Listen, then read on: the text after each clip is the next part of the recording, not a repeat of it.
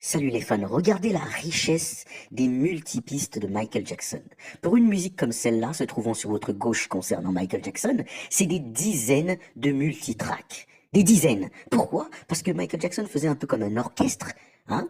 Il fusionnait des instruments et il les mixait par la suite. Et quand je dis il les mixait, c'est pas que lui, hein. Il avait un ingénieur du son qui s'appelait Bruce Sweden, hein, et qui l'a accompagné pratiquement tout au long de sa carrière. Très peu de personnes connaissent Bruce Sweden. Beaucoup de gens connaissent Quincy Jones, mais Quincy Jones n'était pas l'ingénieur du son de Michael Jackson.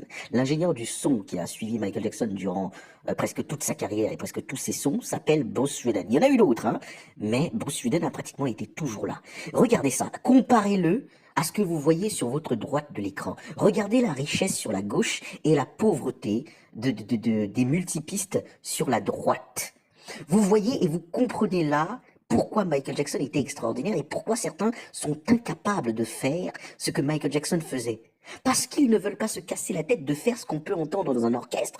Qui n'aime pas les orchestres? Qui n'aime pas des musiques de film? Qui n'aime pas ces musiques d'enfance qu'on avait, qui étaient jouées parfois par tout un orchestre?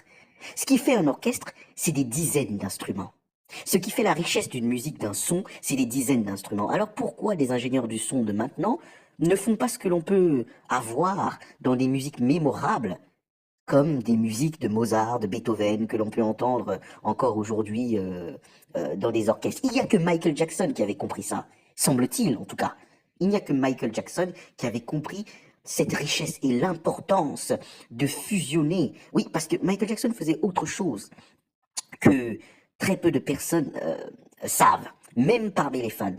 Il fusionnait, quand je dis il, c'est une fois de plus avec ses ingénieurs du son, notamment Bruce Sweden, il fusionnait ses instruments, il fusionnait ses sons, et parfois, il prenait des sons sortis de nulle part. Regardez, Bruce Sweden se trouve sur votre droite.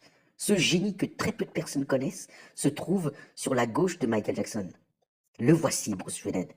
Il fusionnait des sons et il prenait des sons de nulle part pour créer quelque chose d'inconnu.